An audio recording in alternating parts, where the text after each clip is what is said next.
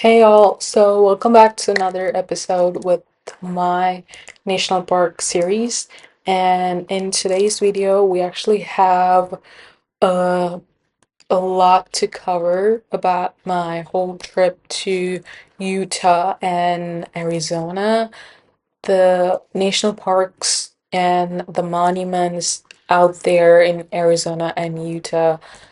They are incredible. Like, you would think a desert place, like a place filled with desert, doesn't have much to offer, but you'd be surprised of how much amazing things are out there. Starting off with like Grand Canyon, like there's no words to describe how huge Grand Canyon is. And if you've never been to Grand Canyon, oh my God, you have no idea how amazing nature can be. And I've always wanted to go to Grand Canyon ever since I saw this movie Jeans. And it was so amazing to see this song Haira Haira Hairapa. And it got etched in my mind like forever. Like ever since I was like that young, I wanted to go see Grand Canyon. And that song actually, director Shankar, um, he showcased like all of the seven wonders of the world at that time. So even before we learned about the seven wonders of the world in school, we like my generation, like we all saw that through that movie, and I think that was a pretty formative experience, and wanting to see those places in person in real life and the grandeur, you cannot take that away. And there's so many different ways to see amazing places, and the first step I think is getting to know them. So I was really glad to know about Grand Canyon that young, and having that on my bucket list for more than like 20-25 years or so. It was amazing to have it on your bucket list and wanting to see such cool places. It's very hopeful to have that. And when I was planning for my Grand Canyon trip, I came across like so many other different locations that's close by. And there's also this scene from Transformers. If you have not seen Transformers, you should watch that movie, the whole series. But if you remember this scene from Transformers, it got etched in my mind, like as to how big the Hoover Dam is. And I was just like, oh my God, that is so unreal. And having the the scale of the robots, fictitious robots, but having the scale of the robots up against the Hoover Dam gives you kind of a sense about like how big human constructions have been. And it's not like really old, or rather too new. This dam is old enough, like it was constructed in like with 1931 to 1936, so that is fairly old and fairly new. And it is a miraculous feat to have like an entire, pretty much like an entire city went there, like so many people went there to build the dam, and it is amazing. And also, like, if you know about Hoover Dam, you should also go see Glen Canyon Dam. There's so many canyons. So there's the major one that lots and lots of people know, which is the Grand Canyon. And then there's also like the Glen Canyon. And you also have different parts of Canyon that's accessible to you across different times of the year. So we're gonna talk about all of that through this video, and what was my original trip and how long did it get me to go through all of those places, all that. is coming right up. All right, so now how to get to Grand Canyon. It's interesting question to get to Grand Canyon because there's so many different options and they're all equally interesting. So you could get to Grand Canyon from Phoenix and then go to Williams, Arizona, and then to the Grand Canyon, which is actually the shortest that I know of, unless you fly straight to Williams and then go to Grand Canyon. The other most famous route is to go to Vegas, and you fly into Vegas, or if you're living in Vegas, you basically drive to Williams and then to the South Rim. And you also have two sides of the Grand Canyon. You have the South Rim and the North Rim. So if you want to go to the North Rim, you have to check the timing. It is closed during like the off season, which is the winter. As soon as the first significant snow falls, they close the North Rim, and you could only go there after like mid-May. That is typical season. And the South Rim is much more accessible, and most common photographs of Grand Canyon that you might have seen is probably from South Rim. And there's a lot to cover in the South Rim, and it's open 365 days a year. It's like the most famous one. You might have seen like the sunrise, sunset photos captured from the Grand Canyon, and a lot of people also like start their hiking down through the rim from the south side. So now you could just go to Grand Canyon and just be done with it if that's the only place that you have.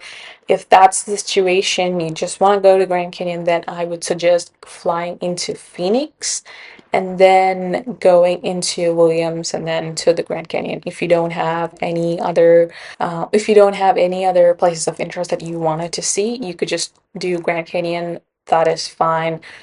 So this first part of this video, this first series, I'm gonna cover just about Grand Canyon. But I'm gonna talk a little bit about like the whole trip that I originally planned, and that is gonna be part of the series. So I did go into Vegas, so I was gonna go do like the whole loop. And so I went to Vegas. That was my idea. I flew into Vegas, and then these are my stops. The Hoover Dam, definitely wanted to do that. And I also wanted to go see the Grand Canyon West, which has the skywalk.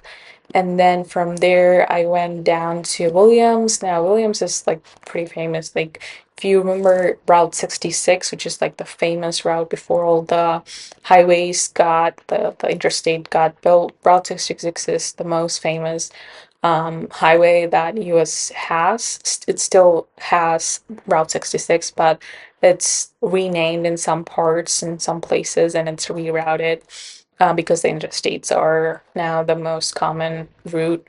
But Route 66 is super famous, super historic, and if you're a fan of being on the road, if you're a fan of doing cross country, you probably already know Route 66. If not, well, this is the time that you're gonna get to know Route 66. It's a very historic route, and a lot of people love Route 66 because it's so amazing. Like, you could see like the whole country. You could drive across the whole country, and there are still people who try to drive across Route 66 in cars and like RVs and their motorbikes. So it is pretty iconic. And then from Williams, I went to the South Rim. I was not gonna go to the North Rim. And then I did the whole South Rim. So then I went to Page. Page, Arizona is where you have the Antelope Canyon and also the Horseshoe Bend, which is pretty close to Page. It's like 5 minutes from Page. So Page, Arizona is a really important place. And then you also have the Vermilion Cliff, and then you have this pretty famous spot called the Wave, but you should get permit well ahead, and they only offer a certain number of permits. So um, I think there's also like the dinosaur. Um, there's also the dinosaur monument. There's quite a lot of monuments around. There's also the Glen Canyon, the dam itself, and then the Glen Canyon itself. And you have the Grand Stair Escalante monument. If you go quite like towards east, you have the Monument Valley, which is also very iconic for Arizona and Utah. The Monument Valley is pretty amazing. But on my trip, I did Bryce Canyon National Park, and then I did the Zion National Park, which is again pretty common road trip. A lot of people do tend to do that. They start from Vegas and do the Grand Canyon, the Antelope, the Bryce, and Zion. That happened to be one of the most common round trip. And that's what I did in this trip. And it took me about like a whole week. Now I'd say it's like 15-hour, 16-hour drive, almost like 1,000 miles. It took me like a whole week to get through all of that. Now I did fly into Vegas and like stayed that night in Vegas. So I started the next morning and headed over to the Hoover Dam. The Hoover Dam is pretty iconic, and you need to pause if you want to take the tour. If you need to pause and like take in the majestic architecture, and they let you through some of the tunnel, like only a portion of the tunnel. Again, it's super iconic. If you get a chance to go to Hoover Dam, definitely do that. I am not going to go into deep about the Hoover Dam in this video. We'll talk about that in a later video. But yeah, definitely go to Hoover Dam. And it took me about like half a day just to be in Hoover Dam. I also got my lunch at the Hoover Dam. They have a cafe, and then the next one I went straight to like Williams because it was almost like another 3 hour drive. So I was gonna go to Williams and just stay there. So I spent like half a day from Vegas to Hoover Dam, and then from Hoover Dam to um, Williams. So Williams is a nice spot, and if you just look at the map here, I've got like from Vegas to Hoover Dam to Grand Canyon West Skywalk, and then to Williams, Arizona, and then just the Grand Canyon Center. Now, that in and of itself is, as you can see, is more than 6 hour drive, and it's quite long to do in one day. So you might want to make sure either you start early in Vegas and then keep up with the time, because this is going to take you pretty much the entire day. And if you're not doing this in the summer, then you might not get to actually see Grand Canyon the same day. You might have to wait until the next day to actually see Grand Canyon. So now you want to choose if you want to just go to Grand Canyon West and see the skywalk and then just take a break. That's totally fine because Grand Canyon skywalk is not all that far from the Hoover Dam. So if you just want to go to Hoover Dam and then from Hoover Dam, if you want to do the Grand Canyon West, that is totally doable. And I want to make a small reminder here. The Grand Canyon West is part of the Hualapai Indian Reservation, so they have their own ticketing system. The Grand Canyon West is amazing, but they have their own ticketing system. So you want to purchase the ticket for that, and then you want to head in to the Grand Canyon West. So now there's an entry for there's an entry fee to get into Grand Canyon West, and then there is an entry fee for the Grand Canyon West Skywalk. But the Skywalk is pretty amazing. If you're scared of heights, this whole trip you are not gonna do well. Um, but if you're somewhat scared of height, but not too much, you could enjoy most of it. But again, if you're even like a little bit scared of height, then maybe the skywalk. It's quite terrifying to go and stand there. So use your own discernment. If you are okay with the skywalk, just go in. It's a great day. If you just want to go straight to Williams, from Vegas, it is like 3 hour and 22-minute long drive, almost three and a half. So keep that in mind. You might as well. So if And that is why I said if Grand Canyon is the only place you wanted to visit, then you're better off flying to Phoenix and then heading up north. And then once you get down to Williams, now there are lots of cool things in Williams. So Route 66, it's one of the most famous spots in Williams, and they also have the Grand Canyon rail. So if you would like to take a look at the rail, you can. And they also have the railway and hotel, and also the train station.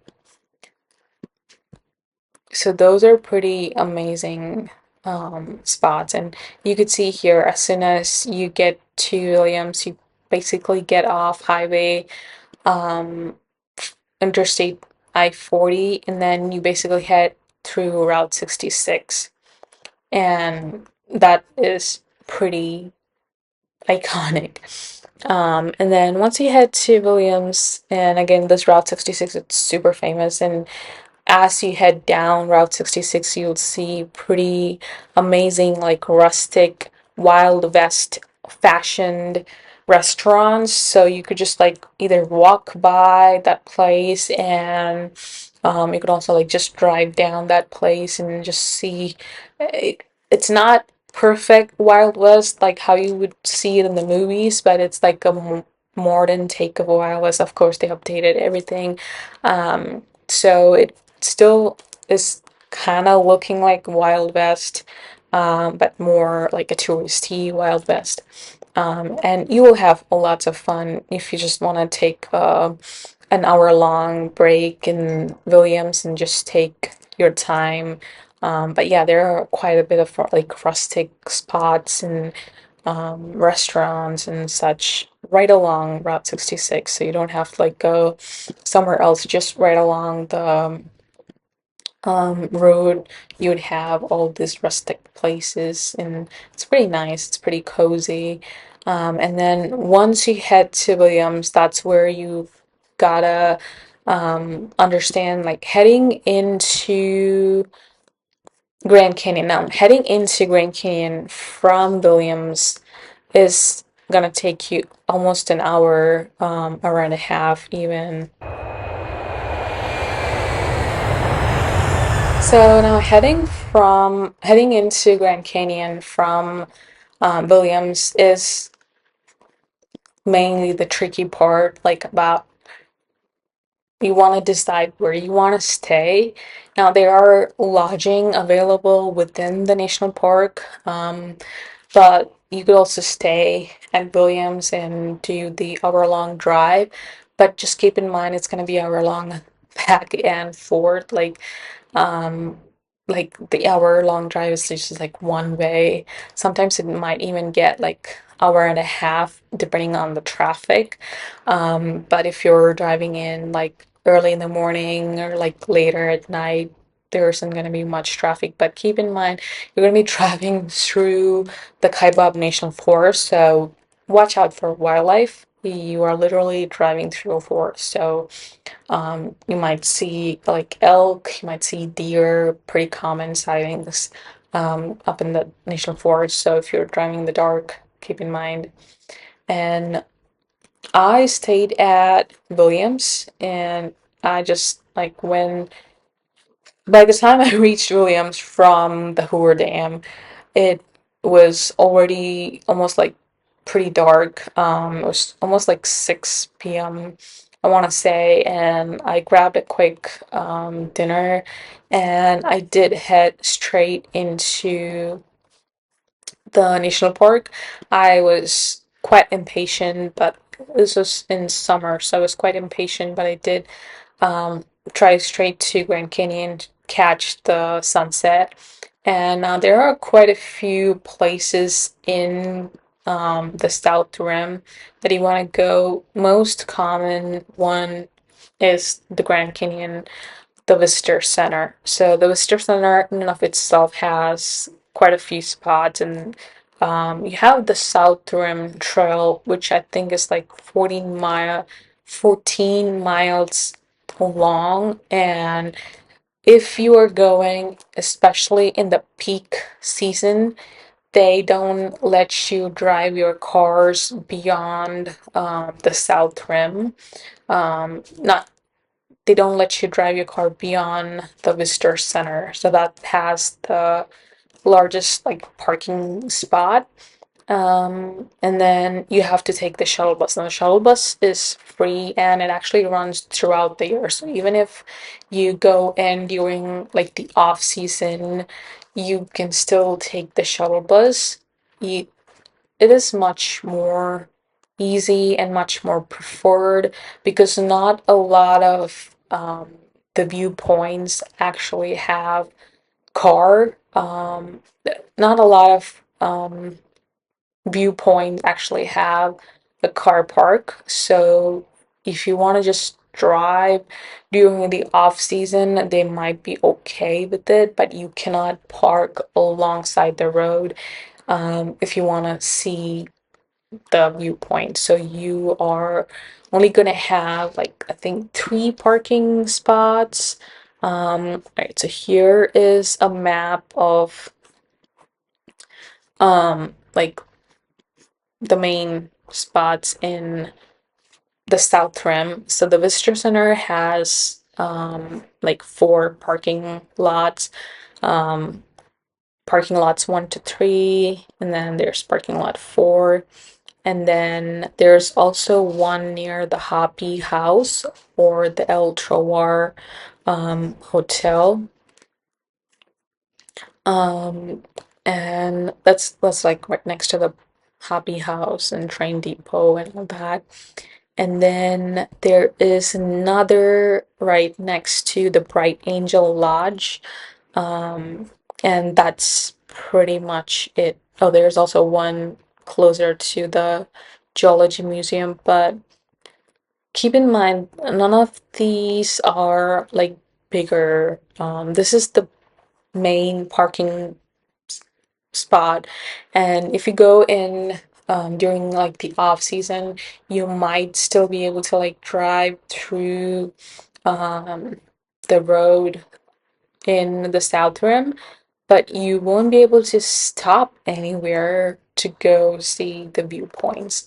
Now, if you can take the bus, well, if you can take the bus shuttle, you can like hop on, hop off at pretty much any of the stops, and that is the most preferred thing. Like in the buses, they run you. And if you're going to Grand Canyon anytime soon, like this year, make sure to like look up nps.gov Grand Canyon site, and they have the shuttle route, they have the timing for the shuttle, and you have the maps of like where does the shuttle start and where does it end. Now they have like 4 different bus routes, so you can hop in and hop off like any of them. None of them have like additional fee. Now you have to pay the fee for the park entrance, and that pretty much just covers the rest of it. And so you can like hop on, hop off. There's the timings for all of the bus routes are pretty much they all start quite early, like at 6:30, and stop at like 9:30, which would be like from like sunrise to sunset, and you would be okay with that. And some of them, like the Kaibab orange route, starts at like 5 o'clock, and then the last one is like 1 hour after sunset, which is like this orange route. So yeah, just get yourself familiarized with the bus routes, and like some of them start at like 8 and stop at like 1 hour after sunset. And you also get to see the frequency of the route and what to do, what not to do in the bus. And there are going to be some people who are going to like jump off the bus, trying to run and catch the sunrise or the sunset. Um, Always be aware of what other people are doing, and don't try to run to catch the bus. It's gonna keep coming every like 15 minutes or so. I don't think I ever waited for too long. And plus, like you have this amazing view of the entire canyon if you just like turn around. So yeah, just be aware, like don't try to run behind buses. And if the bus is full, just be patient to wait and get in the next bus. I think that should be pretty common sense. Um, So some of the most famous points or like the viewpoints that I would recommend is first off, it would be the Mather Point. The Mather Point is like the most famous, like most photographed place, and you could easily watch both sunrise and sunset from Mather Point. It just like you have to turn around and that's it. And it's a pretty wild spot, and you probably have seen photos of the Mather Point. And as soon as you park your car in the visitor center, like there's this trail that you get to within like few feet. So it's pretty wild to have a place like that. And then as you keep walking towards the west, you have the Trial of Time, which there's the small museum which shows like how old the Grand Canyon is. It's just completely amazing, like the the Colorado River just carved out this amazing feature. Uh, you're like kind of nowhere near the river itself.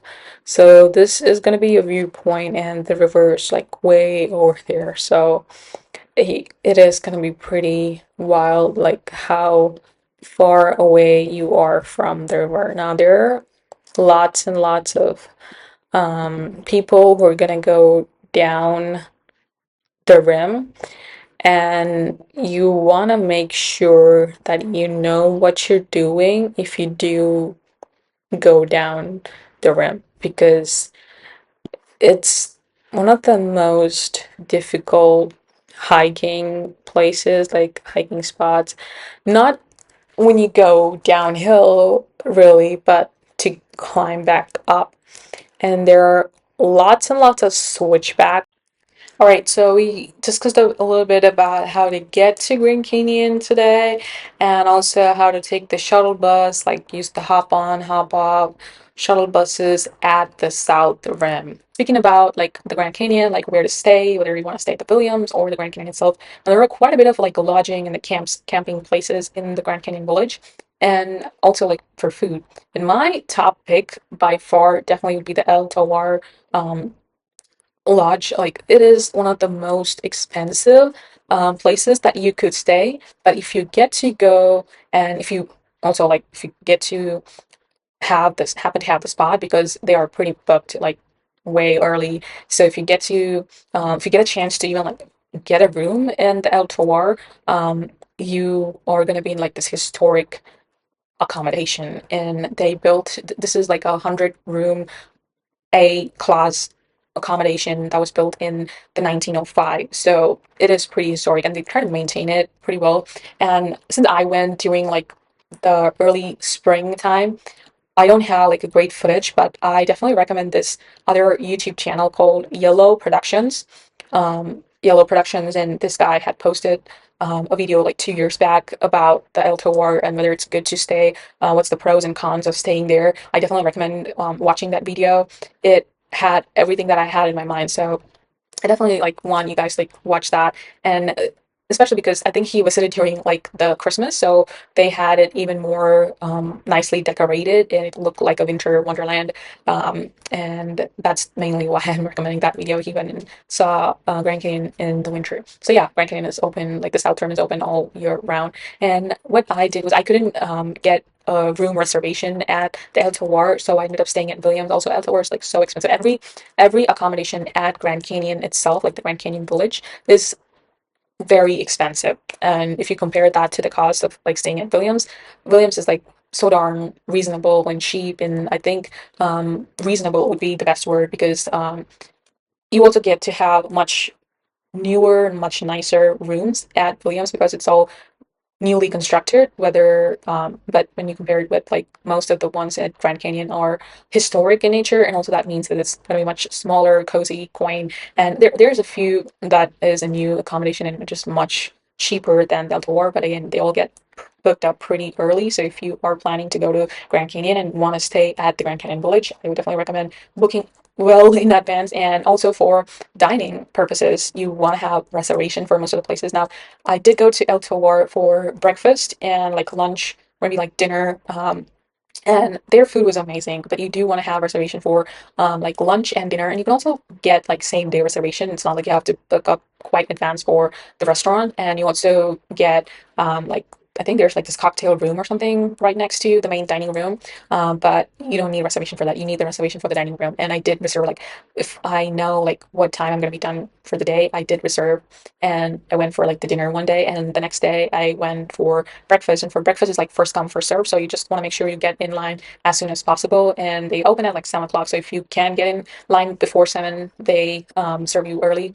But if not, like when I did my breakfast at El Tawar, I already had seen the sunrise, and then I headed straight to El Tawar for breakfast because I wanted to get in there early. And then for lunch and dinner I reserved well ahead. And the only problem is since you are going to be like in the bus, um, like for the breakfast, I just drove the day that I had the breakfast. I just took my car and I just drove straight to like the Hobby House has some parking for L4. So I just went and parked there. The parking spots were available. But for the lunch and the dinner, since I was already on the bus and already on like the trail, it was kind of hard to gauge how long it would take me to go to the bus stop near El Tawar, and then how long it would take me to like walk from the bus stop to the El Tawar, because from the bus stop it was a little bit of like hilly, like not too much.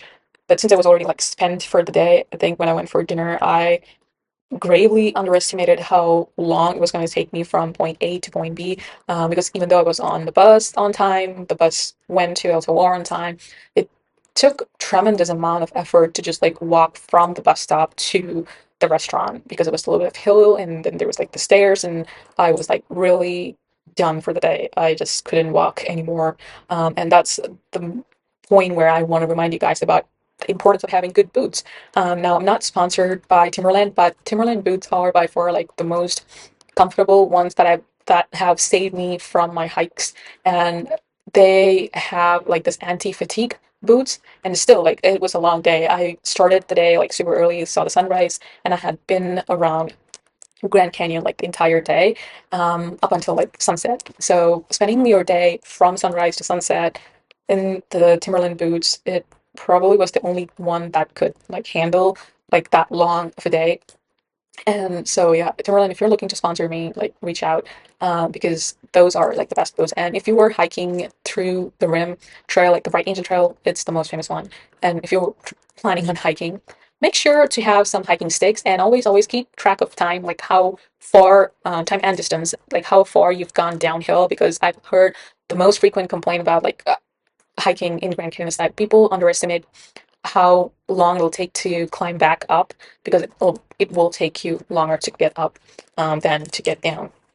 So keep that in mind, and you'll have lots and lots of fun. Like it's an amazing place, and always stay hydrated. And I cannot like stress this enough, like about like hydration. You are gonna be parched. Oh my God, I'm already like parched just talking about it.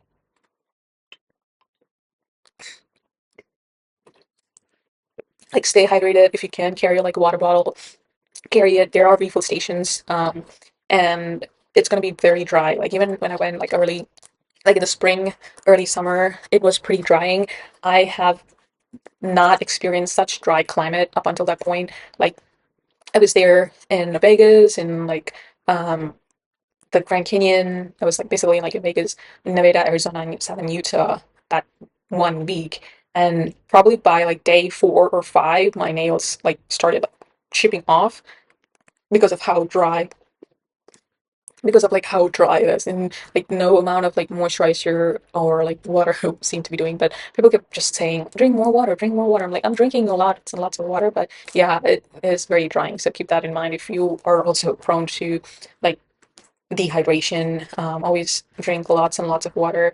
And of course, like the views were so gorgeous. I think the child in me that once watched this song is satisfied just watching Grand Canyon. Um, and yeah, so that was all about Grand Canyon. So that was all about Grand Canyon Village. Be sure to come back to go around all of the rest of the places, like the Horseshoe Bend, amazing. Like the Horseshoe Bend, Antelope Canyon, the Bryce, and then the Zion National Park. We have a lot to cover, guys. So I'll see you in the next video. Bye bye.